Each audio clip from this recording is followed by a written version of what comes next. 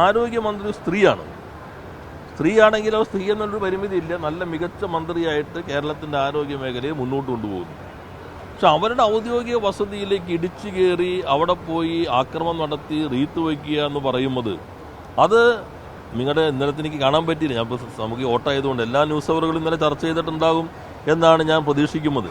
News അവറുകളിലെ പ്രധാന ചർച്ച ഇങ്ങനൊരു ആക്രമണം വളരെ ജനാധിപത്യ വിരുദ്ധമാണ്, സ്ത്രീ മന്ത്രിക്കെതിരെയും ഇങ്ങനെയൊക്കെ ചെയ്യാമോ എന്നൊക്കെ നിങ്ങൾ ഇന്നലെ ചർച്ച ചെയ്തിട്ടുണ്ടാകുമെന്നാണ് കരുതുന്നത്. ഇന്നലെ അതിനൊക്കെ തിരക്കേറിയതിന് വിഷയം വന്നിട്ടുണ്ടെങ്കിൽ ഇന്നത് നിങ്ങൾ ചർച്ച ചെയ്യുമെന്നാണ് ഞാൻ പ്രതീക്ഷിക്കുന്നത്.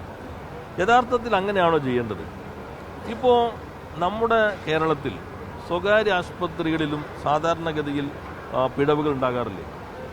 ഗവൺമെൻറ് ആശുപത്രിയൊക്കെ എത്രയോ അധികം മടങ്ങുണ്ടാവും. സ്വാഭാവികമായിട്ടുണ്ടാകുന്നത് കൈപ്പിഴവുകൾ ചിലപ്പോൾ ബോധപൂർവമാകാം, മെഡിക്കൽ നെഗ്ലിജൻസ് വരാം. അതിലെന്തൊക്കെ ചെയ്യാൻ കഴിയും? ഒന്ന്, ഉടൻ തന്നെ കോമ്പൻസേഷൻ കൊടുക്കാൻ നിയമപ്രകാരം നടപടികൾ എടുക്കാം. രണ്ട്, അവർ സംബന്ധിച്ച് ക്രിമിനൽ നിയമപ്രകാരം മെഡിക്കൽ നെഗ്ലിജൻസിനെ സംബന്ധിച്ചുള്ള നിലവിലുള്ള നിരവധി വിധികളുണ്ടെങ്കിലും നടപടികൾ സ്വീകരിക്കാം. മൂന്ന്, ഗവൺമെൻറ് സംവിധാനത്തിലാണെങ്കിൽ ആ നടപടികൾ നടക്കുമ്പോൾ തന്നെ ഉടൻ തന്നെ നമുക്ക് അവരെ അച്ചടക്ക നടപടി സ്വീകരിക്കാം. ഇതാണല്ലോ ഗവൺമെൻറ് ചെയ്യേണ്ടത്. മന്ത്രി ആരോഗ്യവകുപ്പിന് നേതൃത്വം നൽകുന്നാളമ്മലിൽ ഉടൻ തന്നെ ആ തീരുമാനത്തിലേക്ക് എത്തിയല്ലോ. ഇതിൽ നമ്മൾ കാണേണ്ടത്, ഇത്ര കാലം നിങ്ങളാരും അറിഞ്ഞിട്ടില്ലല്ലോ ഇങ്ങനെ ഇരിക്കുന്നു, രോഗി അറിഞ്ഞിട്ടില്ല. രോഗിക്ക് വേദനയുണ്ട്. അവർ പോയത് ഗവൺമെൻറ് ആശുപത്രിയിൽ മാത്രമല്ല, എല്ലാ ആശുപത്രിയിലും പോയി. ഇപ്പം അത് കണ്ടെത്തിയാൽ നമ്മൾ എങ്ങനെ സംഭവിച്ചെന്ന് കാണണം, ആരാണ് എന്ന് കണ്ടെത്തണം, അവരുടെ വേദന കുറയ്ക്കാൻ ആവശ്യമായ നടപടികൾ സ്വീകരിക്കണം. ഇത്തരം കാര്യങ്ങൾ ആവർത്തിക്കാതിരിക്കാൻ എന്തെങ്കിലും പൊതുവായ പ്രോട്ടോക്കോളുകളോ സംവിധാനങ്ങളോ നിലവിലുള്ളതിനേക്കാൾ മെച്ചപ്പെടുത്തേണ്ടതുണ്ടോ എന്ന് ചർച്ച ചെയ്ത് ഞാൻ പറഞ്ഞ എല്ലാ ആയിരിക്കാം. ഞാൻ പറഞ്ഞത് അതിലേക്ക് നമുക്ക് പരിശോധിക്കാമല്ലോ.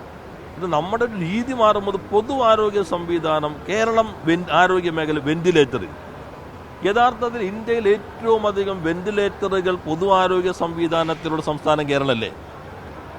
അതായിരുന്നു ഉദ്ദേശിക്കുന്നത്.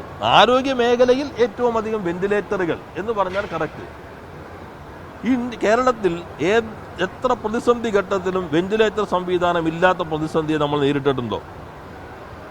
നേരത്തെ ആരെങ്കിലും ഒരു ആൻജിയോഗ്രാം, ഞാൻ ഈ എറണാകുളം ജനറൽ ഹോസ്പിറ്റലിൻ്റെ എത്രയോ കാലം ഒപ്പം നിൽക്കുന്ന ആളാണ്.